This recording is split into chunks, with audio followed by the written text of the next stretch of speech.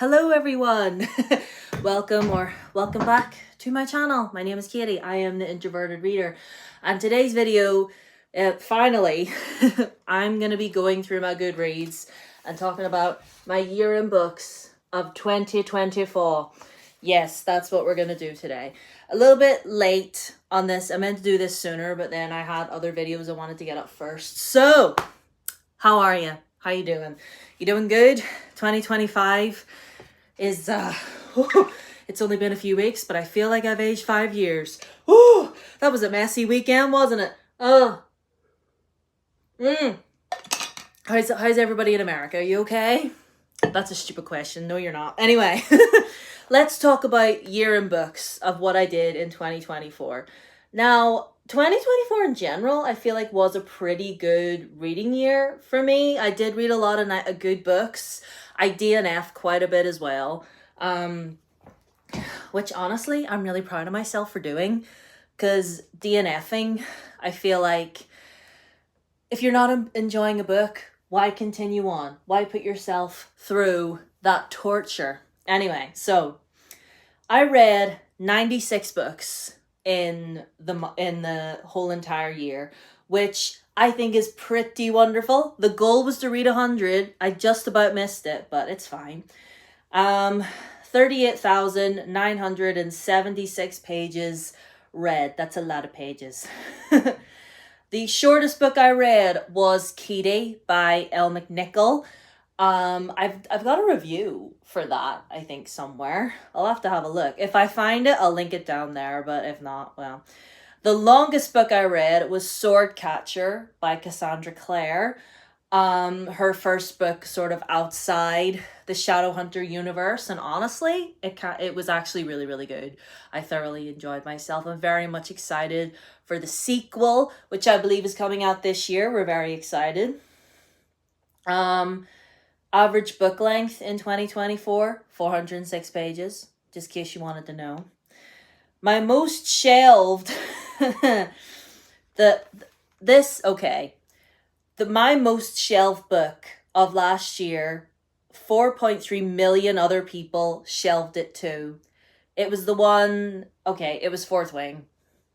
Are we shocked? No. I mainly read that because of FOMO. Honestly, I saw everybody else reading it and I was just like, do you know what?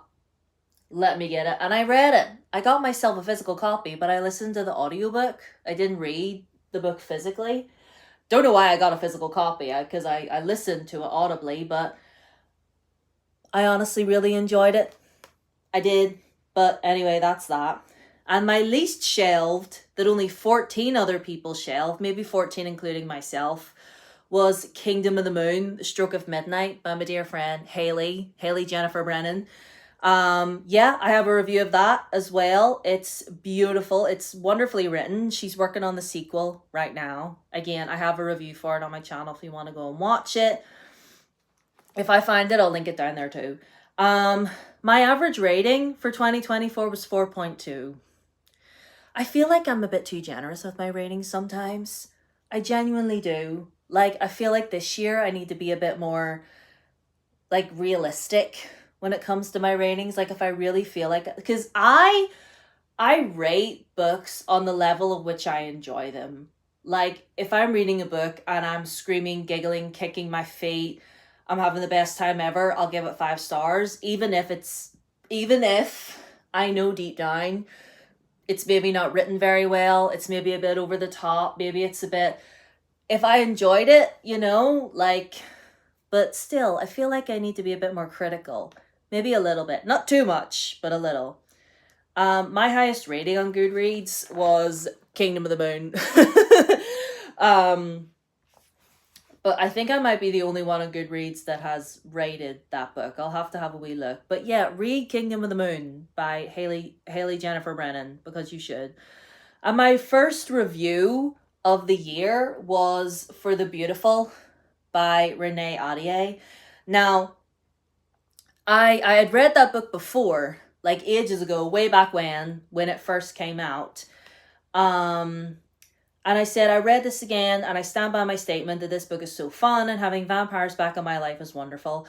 It's like it's a vampire story. There are vampires in it, but it centers around our main character, who is originally from France, and she's leaving France on a boat with all these other girls that are from all different places in Europe that are leaving there to go to America to um like start over, I guess. And yeah, they go to New Orleans. I want to visit New Orleans so bad. And like the way it's described in this book is just gorgeous.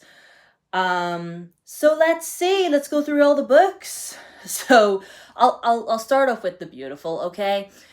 Like I said, I reread the first two because it's a 4-book series and I hadn't read books 3 and 4. I reread book 1, thought it was great. Reread book 2. I think I gave that 4 stars. Is it written here? Yeah, I gave The Damned 4 stars. The Righteous and the Ruined. I can't remember what rating I gave The Righteous. I genuinely can't remember. But The Ruined felt like a completely different book. Like 1 minute I'm in New Orleans, with vampires and werewolves and other such things lurking in the shadows. It was all very gothic. It was all very mysterious. It was great. And then we get to book 4 and I'm out here like, what the hell is happening? I don't want to give anything away in case, you want to read it, but did anybody else feel that way? Like, did book 4 feel like a completely different story apart from the rest of it? Anyway, another series that I thoroughly loved on the opposite end that did not let me down was the Nocturna series by Maya Motain. Do I have the first one here?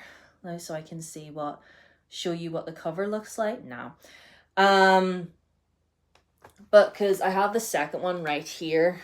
You see there? This one.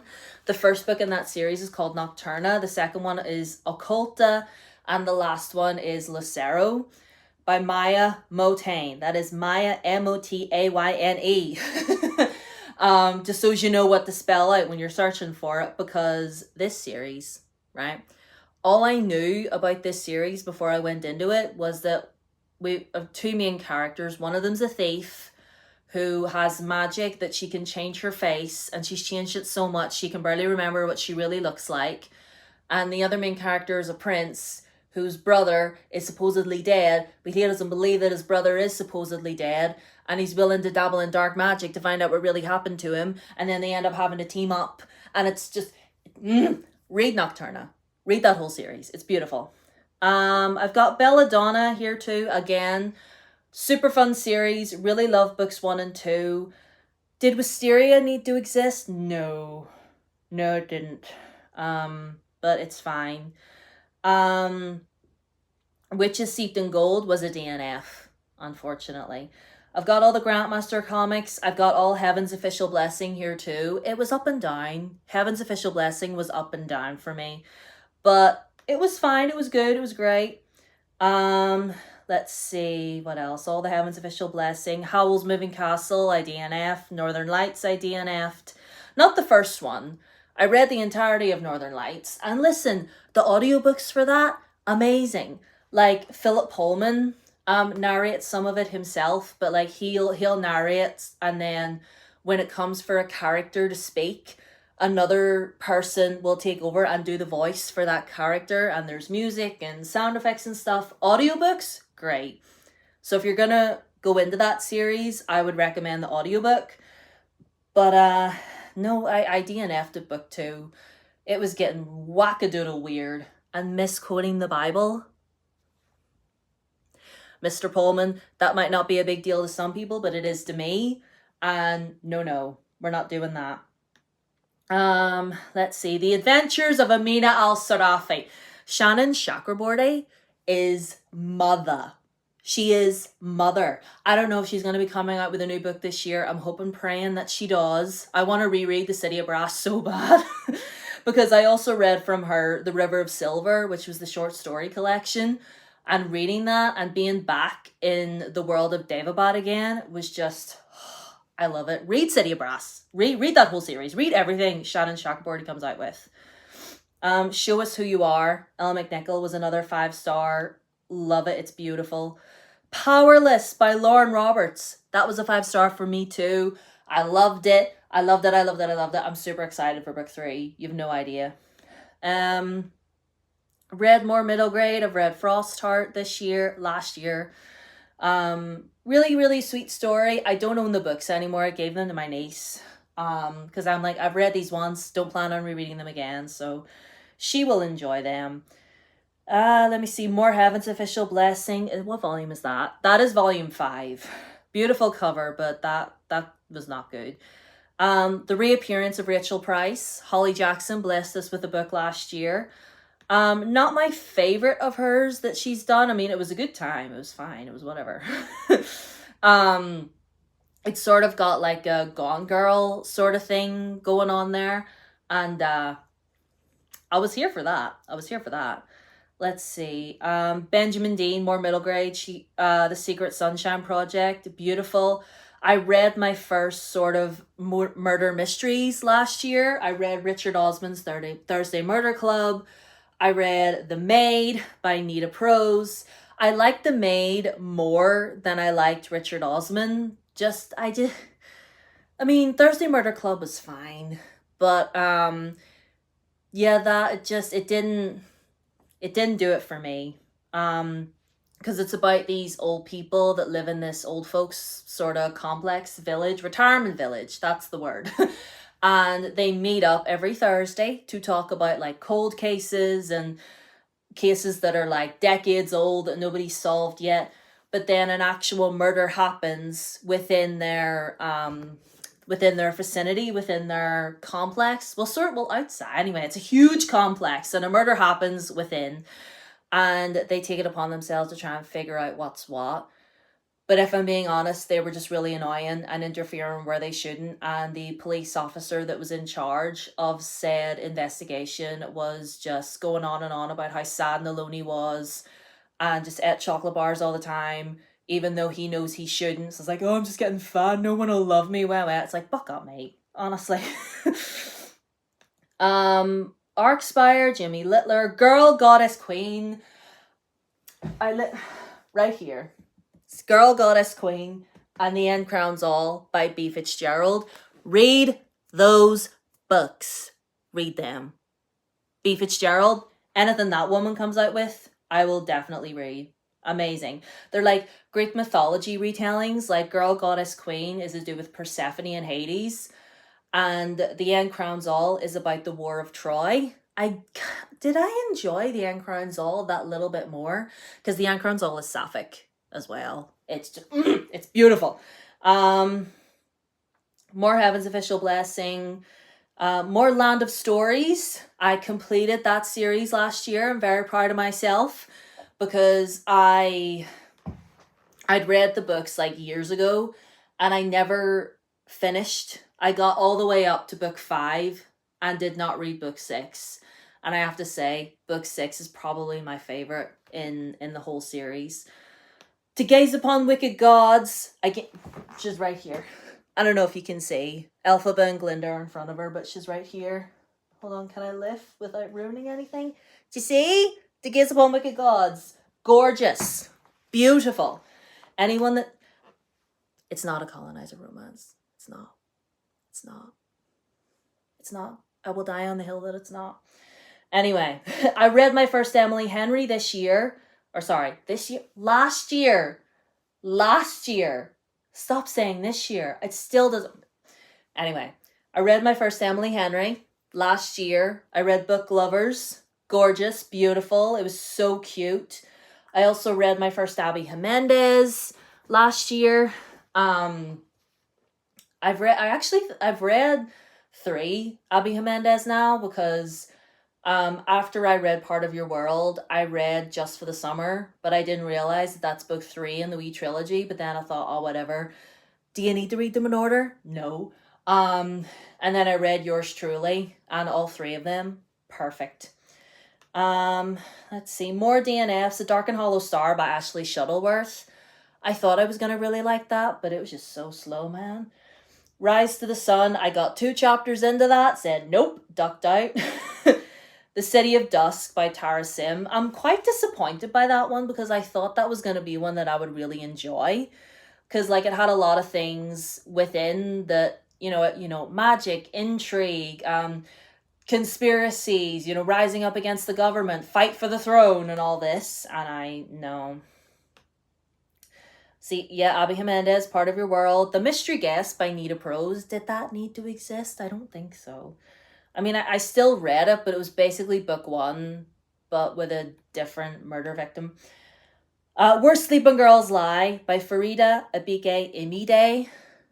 Amazing. I read that while I was away on holiday, actually. I remember in between doing touristy things, I was listening to that on audio, and gorgeous. Loved it. Did I DNF Infinity Alchemist by Case and Calendar? I don't think I DNF'd it because I have a review on it. I DNF'd The True Love Experiment by Christina Lauren. That wasn't good. Evocation, DNF that. Sorry, St. Gibson or St. Gibson or whatever you want to call her. Yeah, wasn't enjoying that one. Somewhere Beyond the Sea by TJ Klune. I read it in its entirety. I think I only gave it 3 stars, though. It's the sequel to House in the Cerulean Sea, but it, how can I say this? I thought it was going to be about one thing, but it was not. He went in a different direction. I thought he was going to go one way, but he went the other, and I didn't really enjoy that. It felt a bit boring, a bit repetitive. Yeah, it wasn't what I thought it was going to be. Tempest of Tea, that was a DNF. Some Like It Cold by Elle McNichol. Loved it. Her young adult debut. It's set around like wintertime / Christmas time, so that's a good time to read. Just for the Summer, Abby Jimenez. Loved it. Throne of Secrets by Carrie Maniscalco. One of my most anticipated releases of last year. Gorgeous. Really fun, steamy fantasy romance, demon daddy, intrigue, monsters, dragons, the whole thing. I'm being very vague, but I don't want to give too much away. Let me see. Rainbow Grey. I read that. I have a review on it. I read the first book, but I'm not going to read anymore. The Songbird of Heart and Stone. That was a Carissa Broadbent book that came out last year. Not my favorite of hers. Honestly, I think I give it maybe like a 3 or a 3.5. Kind of boring. But it's just a personal preference because there's a lot of traveling involved in it. I don't want to give too much away, but basically our main character is trying to get somewhere, and it's a lot of traveling, and it's just really long, and then, so we have more Danmai here, The Husky and His White Cat Sijuan. I DNF that series. I'm not reading anymore. And the last book I read, Children of Blood and Bone by Tomi Adeyemi, 5 stars. I haven't started the sequel yet because I'm listening to another one. Yes, and my last review of the year was for The Husky and His White Cat Sijuan. It's a DNF. I have a lot of reasons why, but mostly I just don't feel like reading it anymore. I say in my review I might go back to it, but yeah, not making any promises. Anyway, so that was my year in books for 2024. I realize this is quite a long video. But yeah, I hope you enjoyed this video. I will leave all of my socials down below as always. Yes, I've got my Twitter, but I'm not going to have that for much longer. I'm going to be deleting that soon. But I've got my Instagram. I got my TikTok for those of you that still have access to it. I've got my Blue Sky. And obviously you can subscribe here to me on YouTube. I'll leave everything down there. Leave a like, leave a comment, do all the things. And yeah, stay safe out there, lads. I love you. Bye.